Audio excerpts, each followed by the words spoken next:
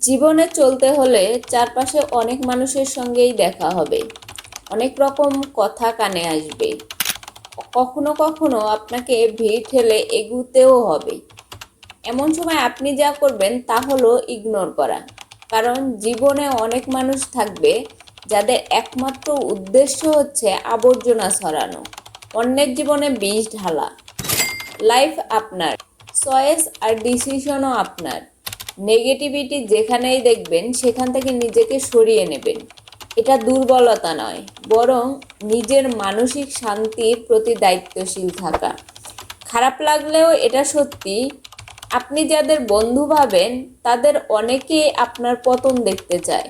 সহানুভূতির মুখোশের আড়ালে তারা সুযোগ খুঁজে বেড়ায় আপনাকে আঘাত করার জন্য। তাদের সেই সুযোগটা দেবেন না। অপ্রয়োজনীয় তর্কে যাবেন না, কারো কিছু বোঝাতে যাবেন না। কেউ যদি আপনাকে মূর্খ বলে, হেসে বেরিয়ে আসুন। এতে আপনি সময় এবং এনার্জি এবং মানসিক শান্তি সবই বাঁচাবেন। আপনার রেসপন্সই আপনার শক্তি।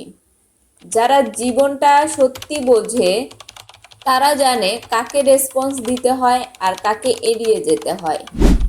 সমালোচনার মধ্যে না ডুবে গিয়ে ভালো কিছু করুন। একটা ভালো বই পড়ুন, প্রিয়জনের সাথে সময় কাটান অথবা ঘর গুছান। আপনার যেটা ভালো লাগে সেটা করুন, ছবি তুলুন, ব্যায়াম করুন, গাছ লাগান। নিজেকে বাঁচান অপ্রয়োজনীয় মানুষের আগ্রাসন থেকে। আপনার জন্য আসল মানুষগুলোকে চিনে নিন, যেমন পরিবার, কাছের কিছু বন্ধু বান্ধব, যাদের সামনে আপনি আয়নার মতো স্বচ্ছ হতে পারবেন। তাদের সঙ্গে আপনার মনের কথাগুলো ভাগ করুন, কারণ তারা আপনার ভালোটা চায়। বাকি দুনিয়াকে জঞ্জাল ভাবুন এবং দরকার হলে ঝেড়ে ফেলুন। সবশেষে মনে রাখবেন, জীবন অনেক সুন্দর, পৃথিবীও অনেক সুন্দর। পথে চলতে গিয়ে আগাছা আর ঝাপঝড় থাকবেই, কিন্তু আপনাকে বেছে নিতে হবে কোনটাকে পাশ কাটিয়ে যাবেন। সব কথার উত্তর দিতে নেই, সব কিছুর প্রতিক্রিয়াও দিতে নেই। নিজেকে প্রমাণ করার দরকার নেই, শুধু নিজের পথে স্থির থেকে এগিয়ে যান।